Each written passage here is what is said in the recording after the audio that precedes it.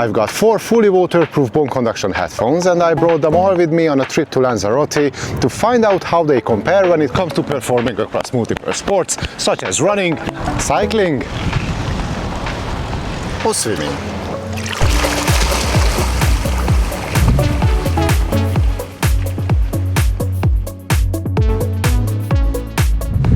Hi, my name is Andy and you're watching Andy's Tech Tone. So I'm here in Lanzarote, which is one of the most popular training locations amongst athletes, or more specifically triathletes, due to its more or less stable weather conditions year-round. The always present wind is something I could live without, but at least it's dry, warm and mostly sunny here even in January and February, which is the polar opposite of how I would describe the weather in Ireland during the winter months. So in short, this is the perfect place for putting these Multisport headphones through their paces. But which headphones are we talking about? Well, we have the Shokz OpenSwim Pro, the Tri 2 Pro from H2O Audio, the Nank Runner Diver 2 Pro and the Mojawa Run Plus. And now back to the studio to get the actual work done. Okay, so these headphones were designed to keep pumping out your favorite tunes no matter the conditions. Most importantly, all 4 are fully waterproof, meaning that besides each being sweat, rain and splash resistant, you can also submerge them into water. The Shokz, the Nank and the Mojawa are also rated against dust ingress, which can prove to be useful on a sandy beach or on windy days with fine dust in the air, which is something Lanzarote has a lot of. There is no official dust protection rating for the H2O headset, but I did not notice any difference between the 4 after dropping them in the sand, as all still works just fine. And while these IP ratings on the screen right now look slightly different to one another and each manufacturer claims different levels of protection against water ingress, at the end of the day the main thing is that you can safely use all of them for swimming, be it in a swimming pool or for instance the Atlantic Ocean.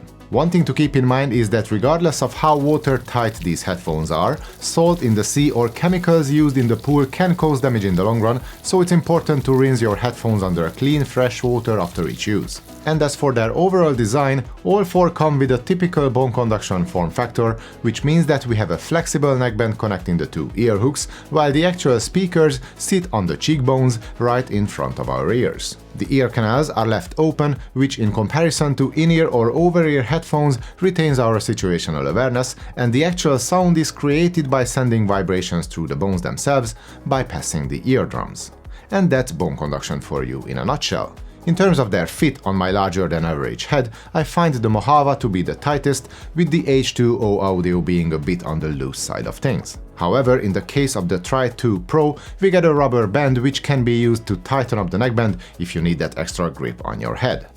The OpenSwim Pro from Shokz is the one that fits my head the best. It's neither too loose nor it is overly tight, it just sits there comfortably and securely all day long. The Runner Diver 2 Pro is an interesting one as it comes with foldable ear hooks which allow you to play around with how tight their fit is. Plus, when folded in, there is some noise cancelling action being activated, or at least that's what the manufacturer says. Well, I did not hear much of that happening, but the sound got a bit more dynamic with a noticeable jump in overall clarity, so that might be a win in itself. But I also found that the comfort got compromised big time as the ear hooks are kind of pinching on my ears when closed in. Of course, you don't have to fold them in all the way as the mechanism is smooth, allowing for fine adjustments, so you can play with it to find the sweet spot between comfort and sound quality.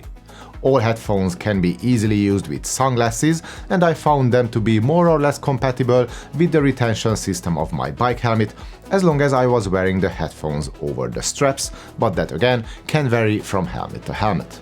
All 4 sits securely on and around my neck, but my favorites are the Shokz and the Mojawa. When turning my head, which you do a lot on a bike, I felt like the neckband of the Tri 2 Pro was sort of rubbing against my neck at times. It's partly due to its looser fit, but also the coating on the neckband, which is more sticky, rubber-like, while the other 3 use a tiny bit more of a smoother, more slippery silicone compound. In that regard, the Mojawa is my favorite, closely followed by the Shokz. So strictly from a comfort point of view, these are the 2 I would choose if I was a cyclist. That said, all 4 work on the road pretty well thanks to the safety their open-ear nature provides you with. However, wind noise can be an issue in all 4 cases, especially at higher speeds, but that's something cyclists kind of have to accept. As for running, I find the tight fit of the Mojawa to be an advantage, so unless you do long like 1 hour plus runs, the Run Plus can be a winner. But while giving you a similarly snug fit, the Shokz might prove to be a touch more comfy in the long run, both literally and metaphorically speaking. The Nank is next and the H2O Audio finishes last on my preference list for running. As far as swimming, regardless of whether you wear your swimming cap over your headphones or not, my ranking is as follows. Shokz first, followed by Nank and H2O Audio. The Mojawa is great as well, thanks to its compact size and tight fit, but I cannot overlook the fact that the touch controls do not work well in the water, if they will work at all. So let's quickly talk about that, the controls. Mojawa is the only one who thought that putting touch controls on waterproof headphones was a good idea. It's the panel behind your right ear where you can control volume with an up and down sliding motion, which works okay on land, but it will not register touches in the water or when wet. The manual warns you that it might happen, so you are better off setting up volume before swimming while both your fingers and your headphones are dry. And that can be tricky because perceived volume can drastically change the minute you put your head in the water, so it takes some trial and error to get this right. Or at least I found it a touch frustrating compared to all the others where you can easily adjust volume mid-swimming as well. But back to the Mojawa controls, on the left speaker unit there is a pressable button for play, pause and tracks. It also functions as an on-off switch and you have to use it for switching between the MP3 and the Bluetooth modes. Moving on, both the Nank and the H2O Audio give you a tactile, triple multifunctional button at the bottom of the main unit behind your right ear, giving you control over media playback, volume and switching modes. The buttons on the Runner Diver 2 Pro have a more clicky and more prominent feedback, but I find the layout a bit strange as the front button is volume down and one track back, and the back button is volume up and track forward. And that's quite the opposite of what I would find logical or intuitive. But while H2O nailed this on the Tri 2 Pro, so the volume up and track forward button is at the front, it's all a bit softer and less tactile of a feel when you use the controls. On the OpenSwim Pro, you can find a volume rocker / power / mode switch button on the right hand side and the playback control button on the left speaker unit. This combination works the best in my opinion, with fast reaction times and the highest level of accuracy across most scenarios. The one exception is swimming, where that little button on the left is covered by your swim cap if you happen to wear it over the headphones. No big deal, but worth mentioning. Another worthy distinction is that Shokz is the only one that offers any kind of a customization for the controls in their smartphone app, but only the voice assistant and mode switch functions can be swapped or doubled, so there is not much of a flexibility on offer there either. But still, the Shokz is my personal favorite when it comes to the controls overall. And again, all of the controls work well on dry land, but we have to give up volume controls on the Mojawa Run Plus as soon as we dive into the pool. And speaking of which, you might be wondering, radio signals get blocked by the water, so Bluetooth should not work, right?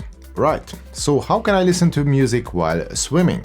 Well, having an onboard storage is the answer here, and this is the key feature of all the 4 headphones on test today.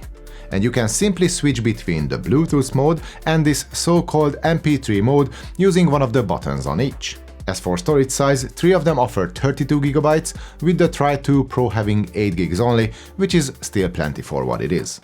But how do your music files find their way to the headphones? Well, each of them come with a USB Type-A cable with a proprietary 4-pin connector of sorts specific to each model. Of course, this is also how you charge the headphones, but more about that in a minute. So, the file transfer happens through the USB connection, which is a bit old school, but at least in some cases the transfer speeds are not as horribly slow as they were even a couple of years ago. The best here is Shokz, where it only took me 32 seconds to copy 28.m4a files, a total of 363 megabytes, using my Mac Studio. It still sounds a bit funny in 2025, I know, but this is the best you can get. Mojawa is a close second with 41 seconds, but both the Nank and the Tri 2 Pro are just ridiculously slow, each taking almost 10 minutes or even more to do the same file transfer. In terms of features in MP3 mode, with the exception of the H2O Tri 2 Pro, none of the headphones can handle playlists or folders, but all can offer normal and shuffle playback modes, and all support the usual file formats such as MP3, AAC, M4A, FLAC or WAV. In case of the H2O, you can not only use folders, but you can also use the smartphone app for organizing your uploaded songs. And speaking of uploading songs, the Tri2 Pro is the only one where you can upload a playlist using any music streaming service. What you need to do is start playing the playlist you want to copy over to your headset and start recording it in the H2O app. You can set up how long the recording should be, but you can pause it manually anytime. Practically what happens is that everything that is played through the headphones gets recorded and stored on board as a single file.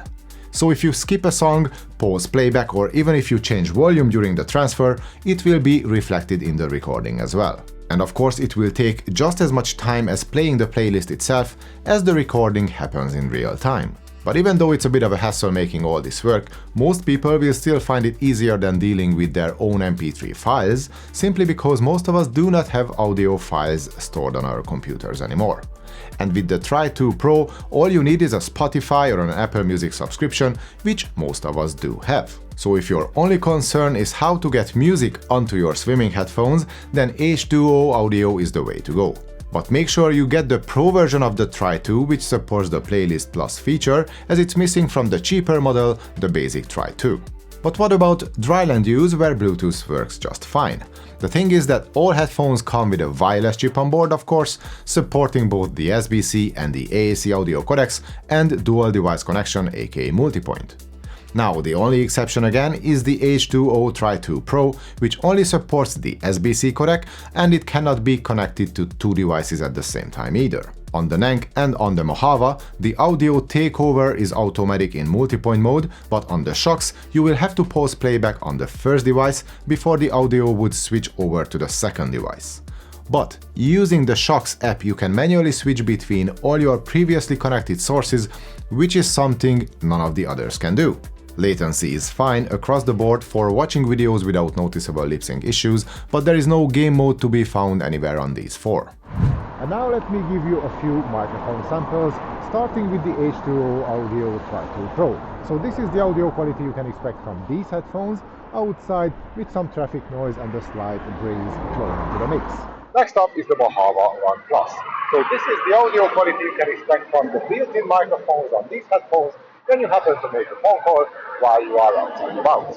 Moving on to the Nank Runner Diver 2 Pro, this is the phone call quality you can get from these headphones.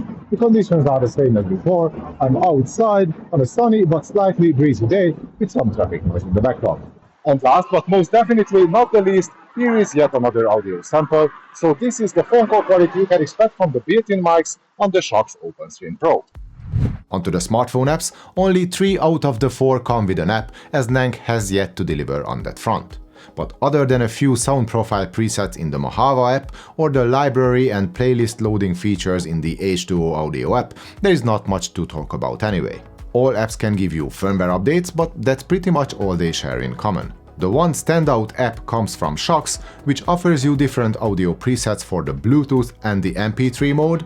There is the already mentioned multipoint connection switch with the list of connected devices, and the custom controls, however limited the actual customization is. So Shokz wins here unless you find the playlist loading feature in the H2O app a must-have for your use case. In any case, you are not going to buy any of these headphones for their software features. But you might want to consider the battery life when buying some rugged headphones which can be used for longer events such as an ultramarathon, hiking, or on your Sunday morning group ride.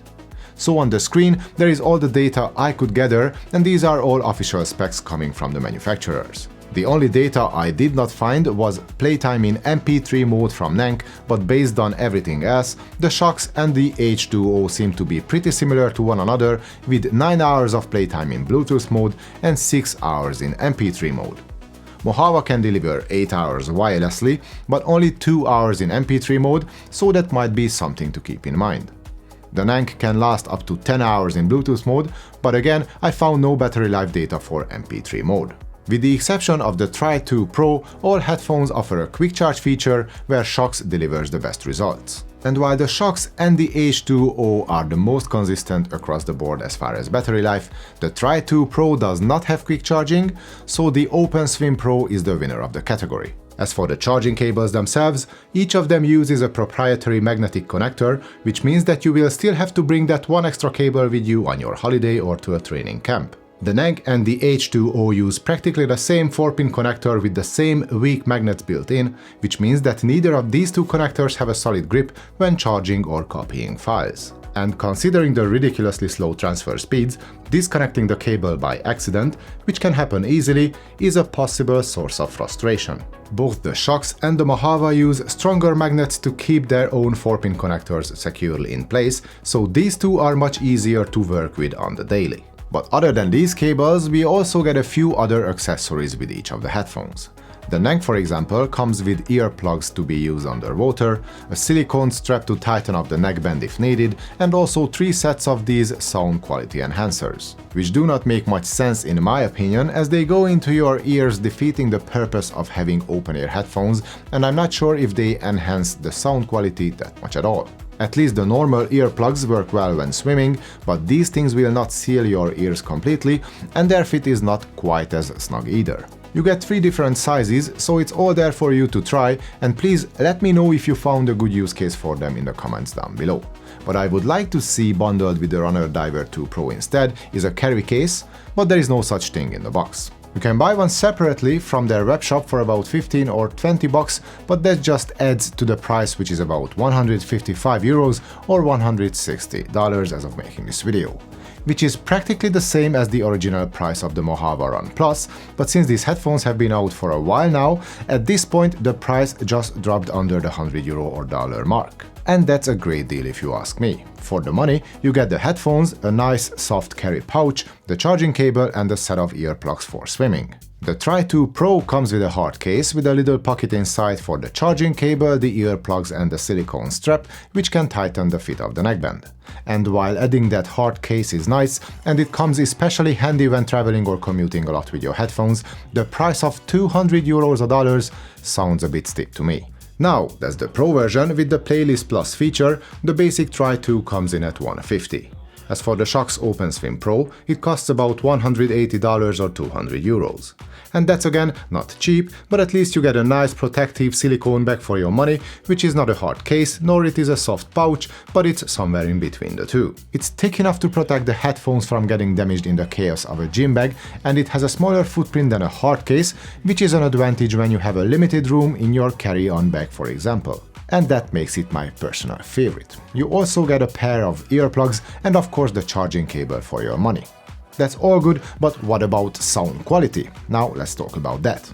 The Nank is my least favorite here with its bloated mid-bass but non-existing deep bass, which paired with the slightly muted highs and recessed mids results in a boxy sound both in and out of the water. Folding the ear hooks in improves clarity across the mids and the highs and adds some extra punch and dynamics to the sound as well, but again, there is the trade-off on comfort here, which I mentioned earlier. When swimming, it's all the same, maybe there is a little bit more excess energy in the upper bass, which does not have with clarity overall. We also get a sound mode specifically for swimming, but turning it on simply makes the headphones distort like crazy, so I would not recommend using it at all. Onto the H2O Tri 2 Pro, we get a substantially more lower octave extension and more dynamic range across all frequencies. It all sounds more natural with better clarity in the mids and more details in the highs. The soundstage is also a bit more spacious with better separation. The bass gets quite intense underwater with your ears plugged in, but that can actually help if your goal is to push yourself during a workout. The Mojawa Run Plus sounds quite a bit less powerful than the Tri 2 Pro, especially in the bottom end. The bass is underwhelming and probably the thinnest of them all, but in return, the higher octaves are crisp and clean, with a great amount of detail in the highs and great presence in the mids. Vocals also stand out when compared to the others. Underwater, the lean bass gets only a little boost, which makes everything sound a bit more warm and energetic. One caveat here is the lack of volume controls in wet conditions, but we talked about that before. There are 4 sound modes in the app, but I find them a bit weird. The swim mode adds a little richness to the upper bass and lower mids, which is great, but contrary to its name, it works best on land with no earplugs, as the mid-bass gets a bit overwhelming underwater. The vocal mode makes the mid-range sound a bit more muted and distant, which is quite the opposite of what it should do in my opinion. And lastly, the enhanced mode hardly enhances anything. so I'm not sure if they got the tuning or the labeling wrong, but I would just stick to the balanced mode as this setting gave me the best results in most scenarios. But my biggest gripe with the Mojawa sound is the noticeable distortion in the bass in Bluetooth mode.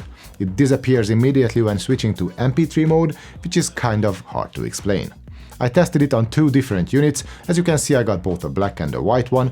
I used both iOS and Android as a source, but the issue is present no matter what. Songs with not too much low-end impact are enjoyable, but as soon as bass is introduced to the music, it becomes grainy and distorted, which can ruin the experience for many. But again, in MP3 mode, the bass is lean and clean, with no grain whatsoever. Onto the Shokz OpenSwim Pro, the only difference between the MP3 and the Bluetooth mode is the different sound profiles that are on offer. In Bluetooth mode there is standard and vocal, with my preference being the standard profile. In MP3 mode, however, there is a swim mode beside standard, and I found the swim mode to be the best sounding of them all in this test when it comes to swimming. The sound is rich, dynamic and balanced across the frequency range. Standard mode is a bit shouty though. On land, with a wireless connection, I used the standard mode as the vocal profile sounds way too thin in the bass. It might come in handy with podcasts and videos, but definitely not with music. In standard mode, we still get only a limited extension of bass, especially compared to that of the Tri 2 Pro. The vocals are more center-focused and forward on the Shokz, but the mids on the H2O are richer and warmer sounding, while the highs are ever so slightly more detailed and nuanced on the OpenSwim Pro. In terms of maximum volume, the H2O is the loudest, followed by the Nank with the ear hooks open. When folded in, the sound gets more dynamic and the perceived volume gets also turned up a notch on the Runner Diver 2 Pro, which makes the 2 headphones more evenly matched. The Shokz is third and the Mojawa is last. As for sound leakage, I found the Nank to be the best, closely followed by Shokz and Mojawa, with the H2O being the worst at more or less matched output levels. Now, those tickling vibrations on your cheekbones is something you have to put up with to a certain degree, as having some is inevitable using bone conduction headphones. So as far as these vibrations are concerned, the Nank delivers the least of them, while the Tri 2 Pro is the worst in that regard. The Shokz and the Mojawa are in between these two, with similar levels of annoyance, if you will. Now it's time to wrap things up.